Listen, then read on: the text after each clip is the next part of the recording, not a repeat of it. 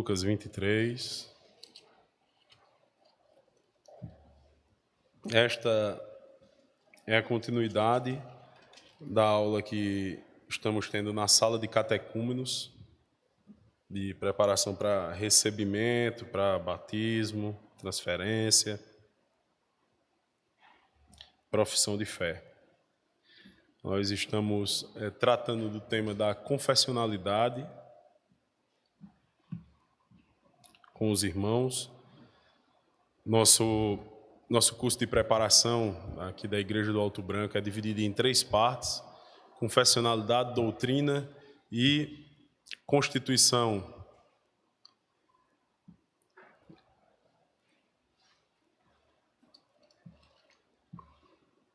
Lucas capítulo 23, verso 42, diz assim a palavra de Deus: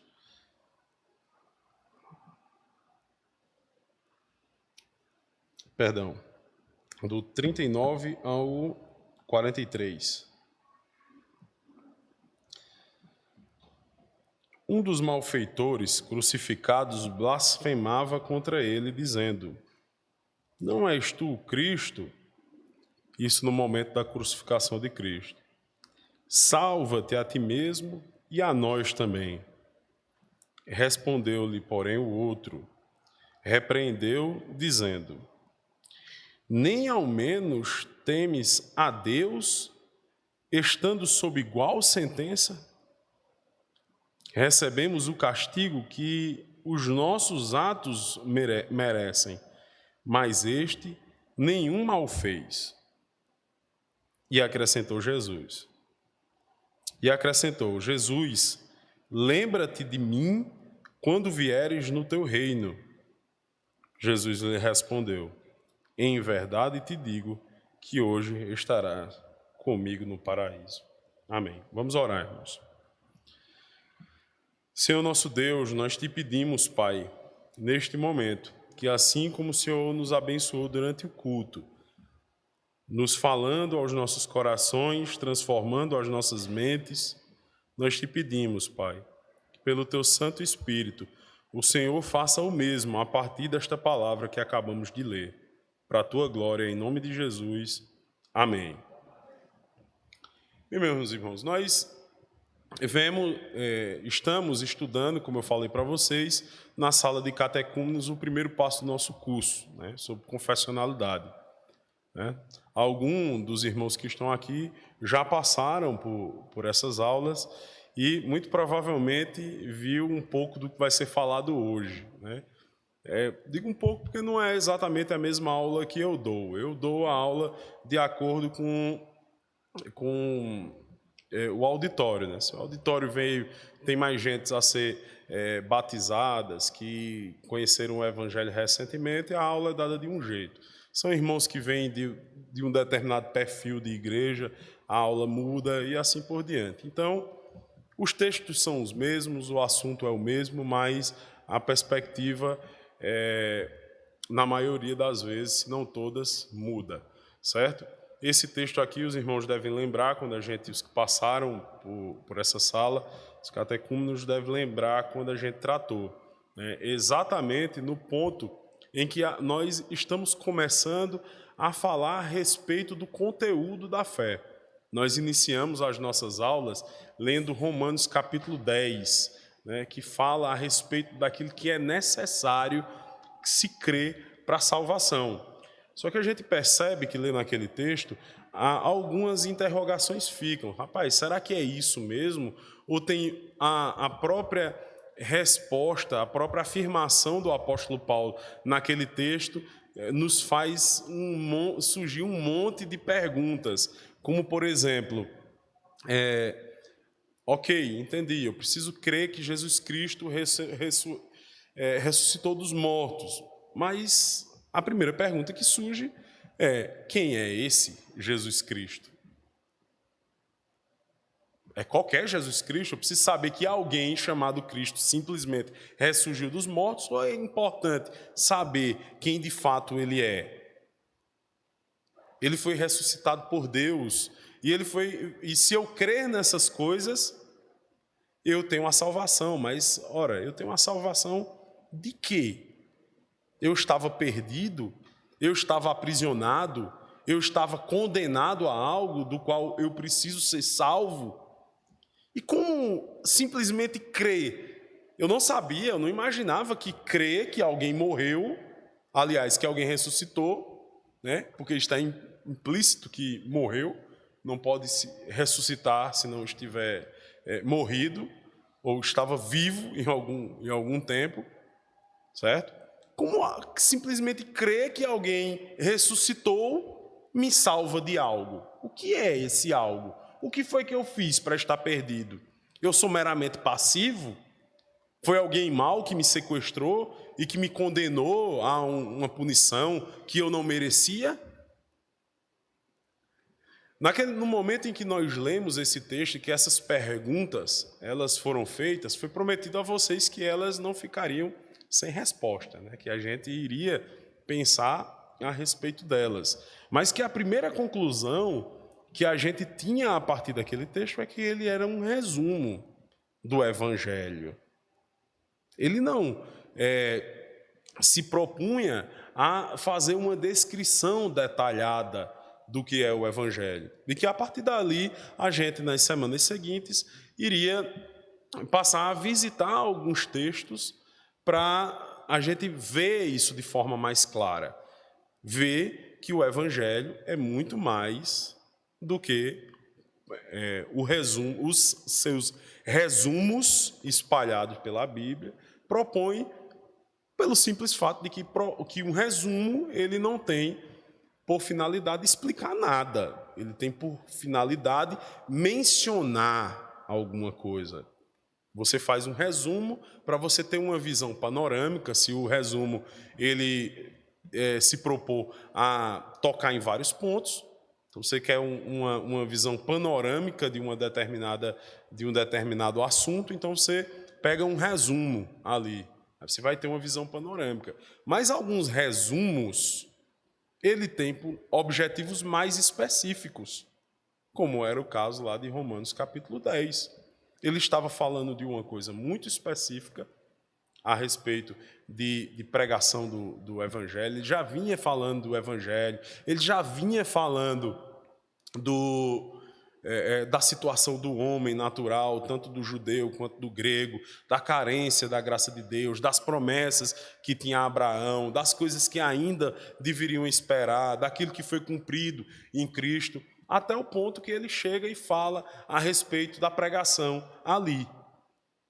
E ele faz esse resuminho de uma parte muito específica, fazendo apenas uma menção de que deve ser pregado o Evangelho, para que se creia e seja salvo. Aqui a gente tem outro resumo, não numa carta, que é um texto mais teológico, no sentido teológico de que é um texto, vamos dizer assim, que é produzido para ensinar diretamente.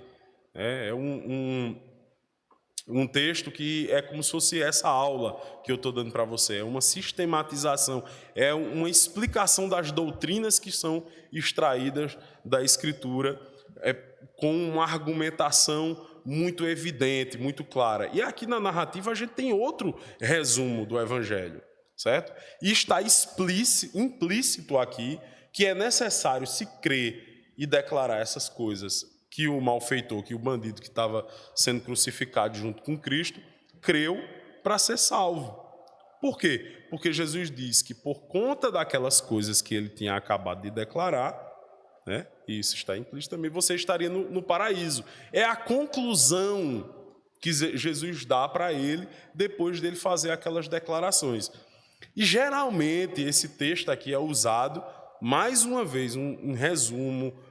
Um resumo não é de um discurso simplesmente, mas é um resumo, uma sintetização, certo? De uma conversa, inclusive, que pode ter sido muito maior.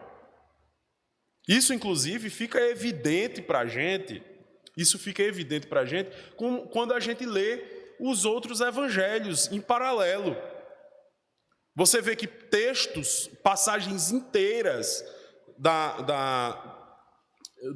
do ministério terreno de Cristo são suprimidas em uns, enquanto são ditos em outros. A abordagem, a perspectiva, o prisma, o ponto de vista é diferente nos 4 evangelhos. Algumas partes do ministério de Cristo que são mais detalhadamente narradas em determinados evangelhos e em outros são simplesmente mencionados, um pontinho ali, por conta do propósito de cada narrador. Então, fica evidente que esses textos, esses resumos, que têm um propósito muito específico e sempre, por definição, um resumo não pode ser detalhado. Certo? Então, esse texto, muitas das vezes, eles são usados por as pessoas que não têm muita capacidade de imaginação, inclusive, certo? Para dizer que não precisa de muita coisa, rapaz. Olha, o cara estava na cruz, já perto de morrer, na beira da morte, faz uma declaração simples a respeito dele e a respeito de Cristo, e é prometida a ele, é dada a promessa que certamente ele estaria com Cristo na glória naquele mesmo dia. Então a primeira coisa que vem na cabeça da gente é o seguinte: então, meu amigo, fazer igual a ele. Ou fazer igual ao malfeitor da cruz. Quando chegar na beira da minha morte, eu falo essas palavras mágicas aqui que ele falou, certo? E eu estou salvo. O grande perigo, meus irmãos, disso não é simplesmente a gente adotar esse discurso, adotar essa doutrina como verdadeira. O grande perigo é a gente adotar essa doutrina nos nossos corações. Nos nossos corações. Quando lemos Romanos capítulo 10, aí veja só que a gente tem um mosaico, que a gente vai preenchendo com informações dos evangelhos, do Antigo Testamento, certo? E a gente vai montando todo esse edifício doutrinário que a gente precisa crer para que a gente seja considerado, possa ser considerado crente. E que não é tão resumido assim como a gente muitas vezes gostaria que fosse. O problema é que às vezes a gente adota isso no coração, contrariando o que o apóstolo Paulo diz em Romanos capítulo 10, no verso 9 especialmente. Que nós devemos crer com o nosso coração. Crer com o nosso coração, isso mesmo. O cristianismo é a religião dos servos inúteis, servos e servos inúteis, mas a gente poderia também dizer outra coisa do cristianismo. É a religião do coração. Aí, pelo amor de Deus, que o Senhor, aqui nesta manhã, nos livre de uma religião efeminada, certo? De uma religião do coração, que é do coraçãozinho, aquele coraçãozinho vermelhinho, com aquele formatozinho bonitinho, e que a gente fica fazendo, mandando emotions para as pessoas. Não é isso que quer dizer crer com o coração. Crer com o coração não é emocionalismo. Crer com o coração não é essa coisa infantiloide que a gente vê nos dias de hoje. Crer com o coração quer dizer que todos os aspectos, todas as dimensões do nosso ser, toda a nossa vida interior, ela foi tomada pelas palavras de Cristo. Quer dizer que, em especial, de todas as coisas que a gente guarda primeiro o coração. Porque lá no coração, aí o Senhor Jesus, ele nos ajuda muito com isso, porque ele vai dizer por quê. Porque é de lá do coração que fluem as vontades, que fluem os desejos, é lá do coração que flui as inclinações, é lá do coração que influi os mais íntimos pensamentos.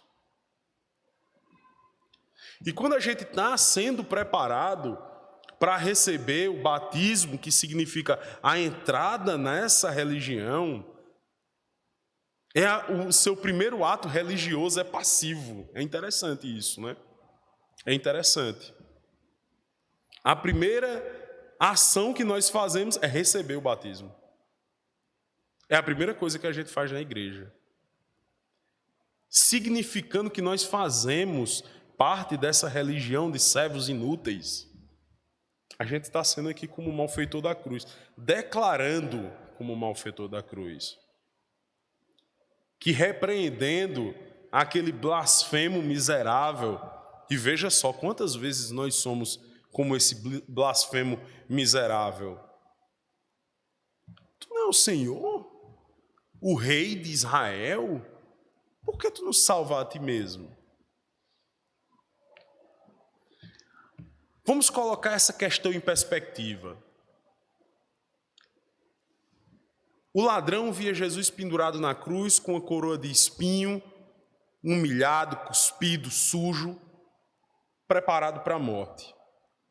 Maior de todas as humilhações, a morte de cruz. Ele morreu, morte de cruz, em nosso lugar. Aí o que é que ele olha? Esse doido lá é senhor de nada, é rei de nada? A perspectiva que a Apocalipse nos mostra a respeito desse momento é totalmente diferente. Essa perspectiva é do Senhor Todo-Poderoso vencendo os seus inimigos.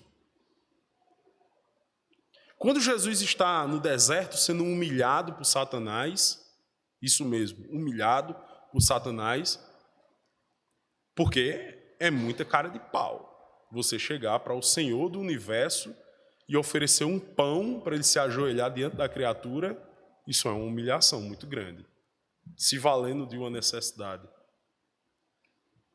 Quando Satanás chega diante do deserto e humilha o Senhor Jesus Cristo, a perspectiva aos olhos humanos é de humilhação. Mas sabe o que é que Cristo está fazendo ali? Ele está vencendo o seu inimigo, Satanás. Há um paralelo muito interessante que é feito na teologia bíblica entre o deserto e o Éden. O Éden é o lugar de perfeição, de pleno gozo, de comunhão perfeita com Deus, onde não há choro, não há pranto, não há nenhum sofrimento dessa vida. Mas é o lugar que Adão trai o Senhor, desobedece o Senhor, escutando a voz de Satanás. E prestem atenção a isso. Como é que começa essa traição, essa desobediência? Numa sugestão. Uma sugestão para ver as coisas de uma perspectiva diferente. Não é bem assim como Deus falou para vocês.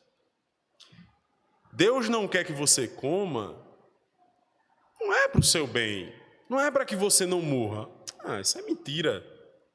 Deus é mentiroso. Deus é egoísta.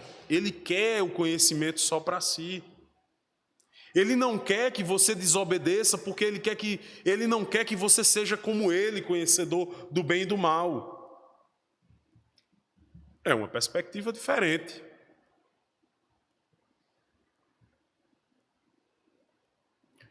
Na nossa religião é preciso colocar as coisas em perspectiva. Plantou a semente do mal ali dentro do coração do homem. Pela palavra. Dando sugestão de que não teria problema pecar, muito pelo contrário. Já no deserto, a gente vê Cristo, o Senhor, de todas as coisas, que se inclinou, que se rebaixou à condição de homem, e isso quer dizer, entre outras coisas, uma grande humilhação, porque ele teve que agora estar sujeito às coisas às nossas necessidades. Você pense o que é o Senhor dos exércitos passando fome no meio do deserto. E chegar a sua criatura, seu inimigo, que se tornou seu inimigo, e lhe oferecer pão para que o Senhor dos exércitos, o Deus Todo-Poderoso, Criador e sustentador de todas as coisas, se adorasse diante dele e se ajoelhasse diante dele e adorasse.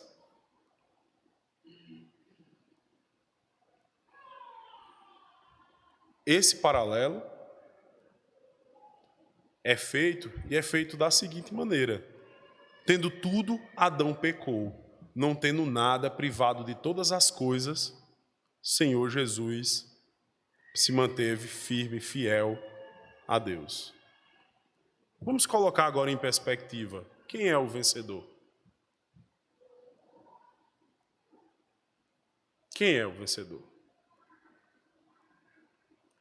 É dessa forma que Apocalipse mostra, e vocês estão vendo isso, que vocês estão estudando aqui na quinta-feira, o livro de Apocalipse. É assim que o nosso Senhor Jesus Cristo é retratado. E sabe qual é o grande problema? Sabe qual é o grande problema de não entender, muitas vezes, Apocalipse corretamente? É porque aquelas coisas que tratam a respeito da primeira vinda de Cristo, em Apocalipse, mostrando ele como vencedor, aí você olha lá para a cruz como um malfeitor que foi reprovado. É assim que você olha para a cruz, como um malfeitor que foi reprovado.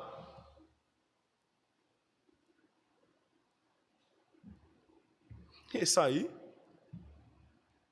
não consegue salvar-se nem a si mesmo, como vai me salvar?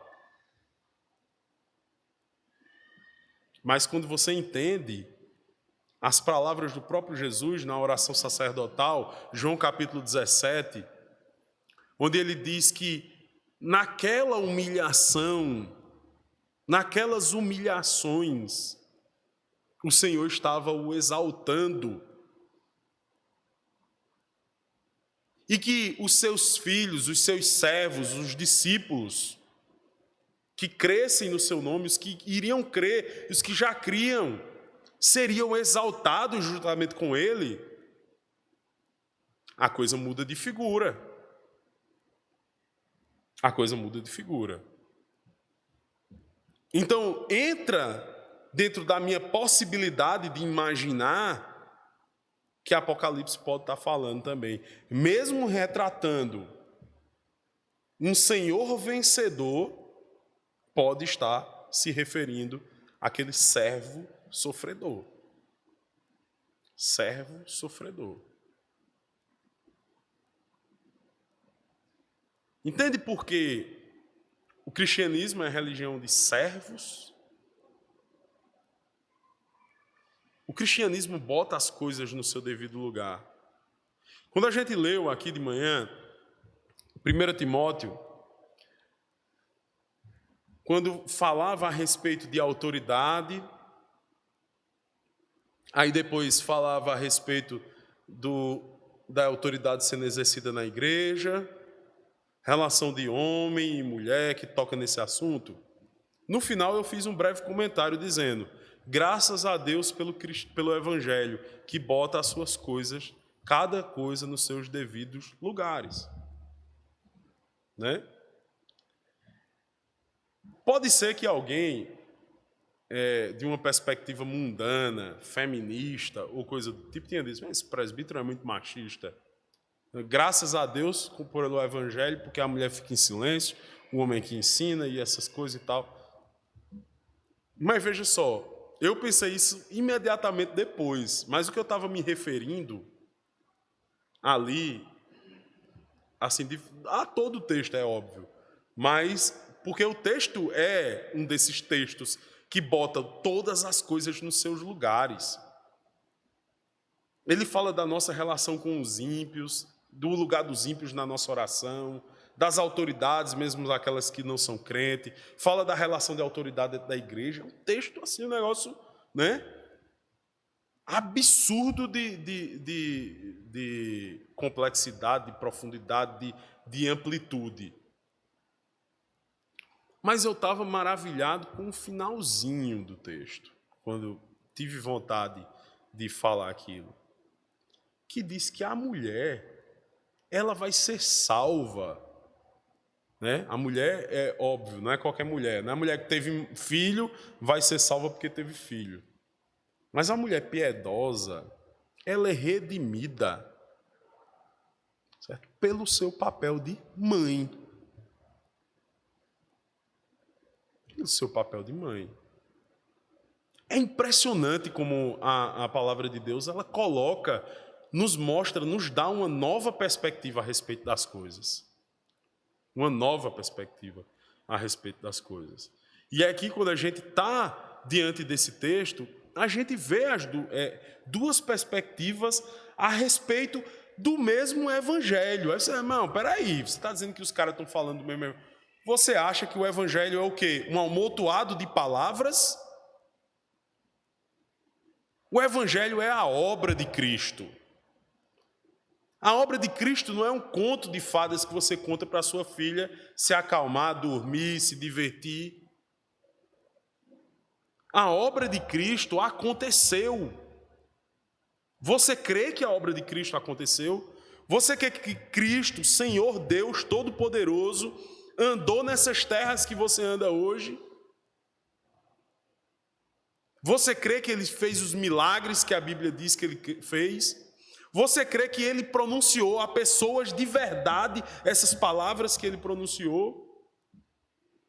Você crê que aqui todos os consolos de fazer parte da Trindade, quando Ele estava na cruz do Calvário, foram tirados dele? Que o sofrimento do inferno, veja, aqueles dois ladrões, malfeitores, como a palavra diz, eles foram crucificados do mesmo jeito que Cristo. Você acha que eles sofreram a mesma dor e a mesma humilhação?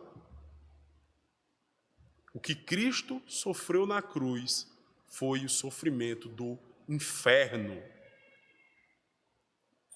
O sofrimento do inferno. O inferno de uma multidão que seria redimida por conta daquela obra. Você acredita que isso aconteceu na história? Então eles estão diante do mesmo fato. O evangelho é fato.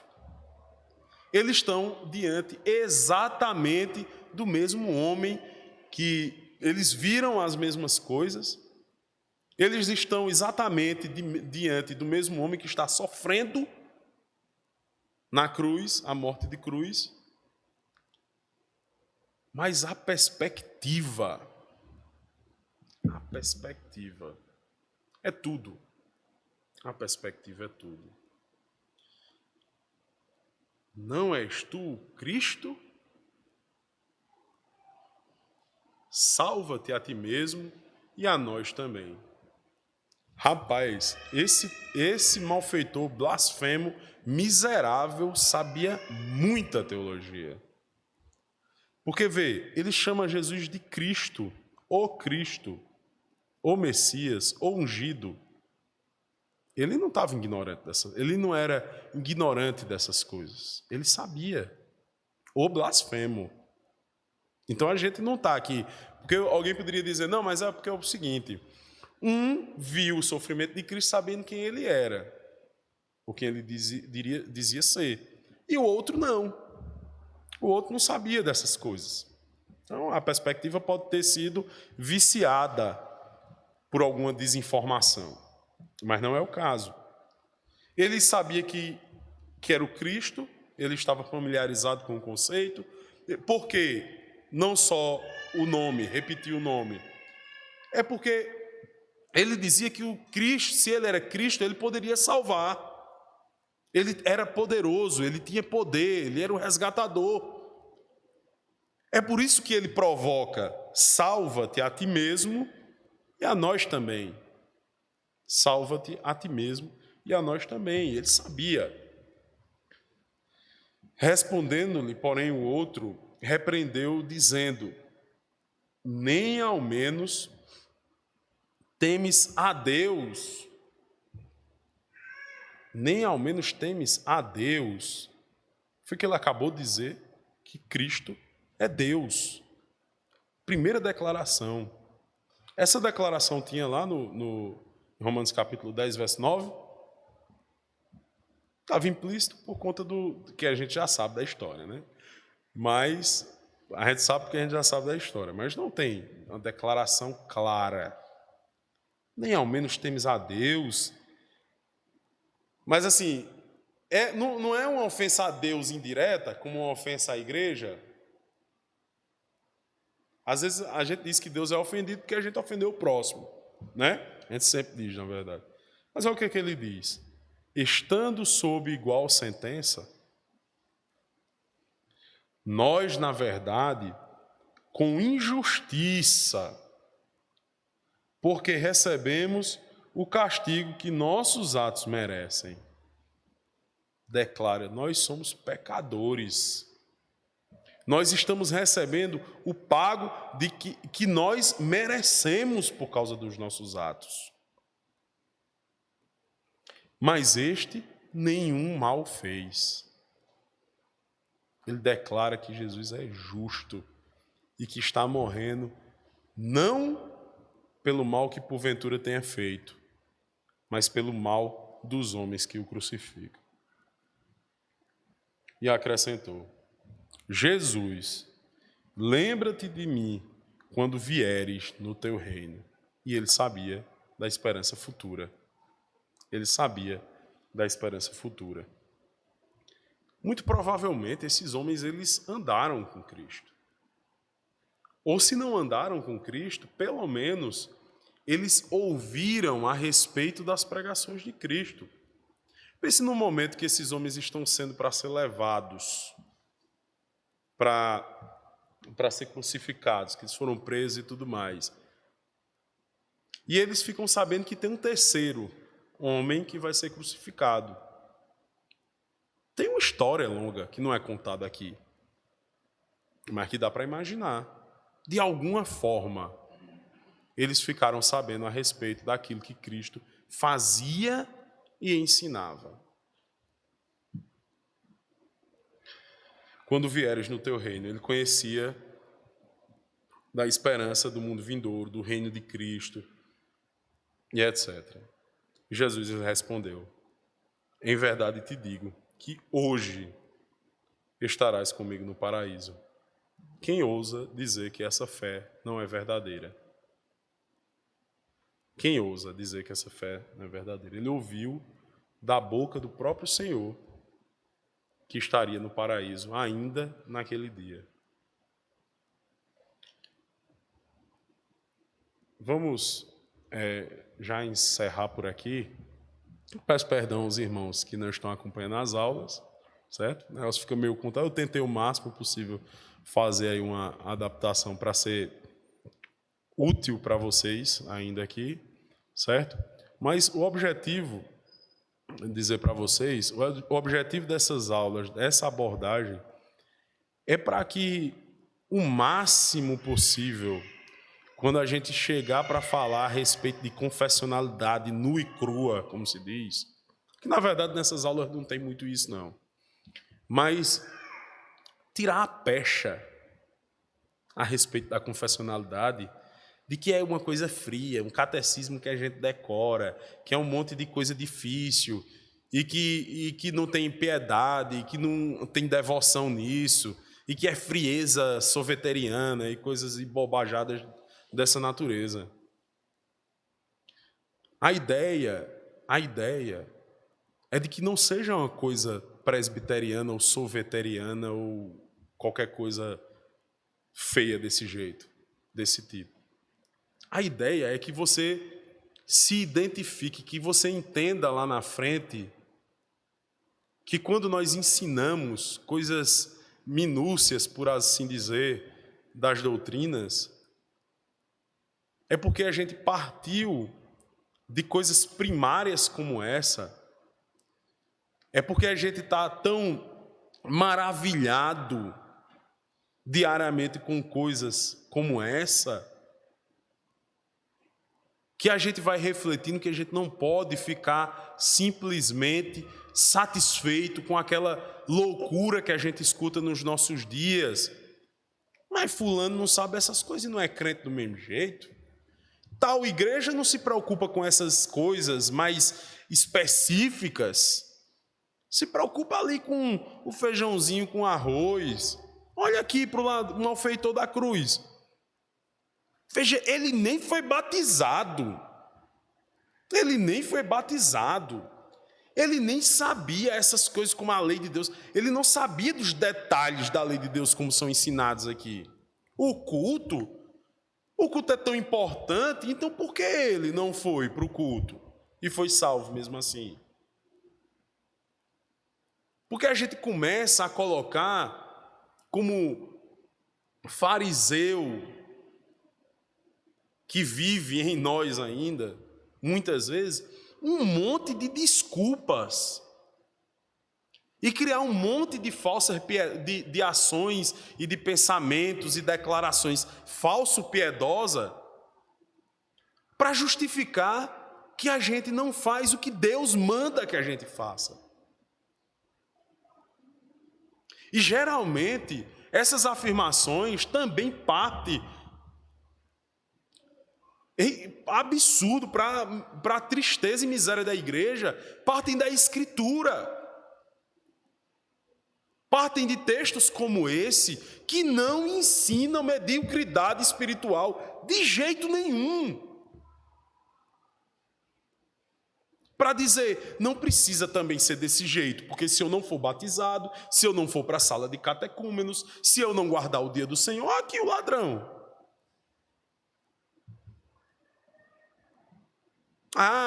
O apóstolo Paulo disse lá em Romanos capítulo 10 que basta eu crer que Jesus não crê. Deixa eu dizer um negócio a você. Se você não ama a lei de Deus, se não é um desejo, eu quero trazer uma notícia terrível para você. Se você não ama a palavra de Deus, se você não quer aprender as minúcias da palavra de Deus, porque em Deuteronômio é dito que tudo que foi revelado é para nós e para os nossos filhos, para guardarmos a lei de Deus, para guardarmos o caminho do Senhor, para não pecarmos contra Deus. E se você não ama, corre um grande risco. Veja, prestem bem atenção.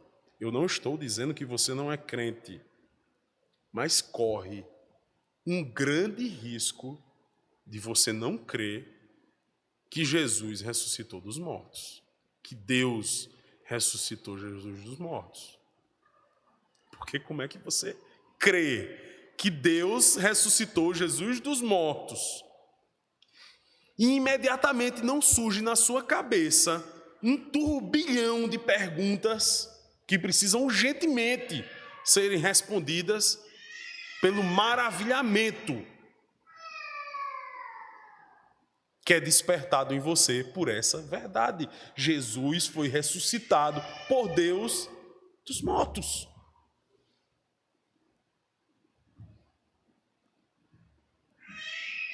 Olhe para o seu coração.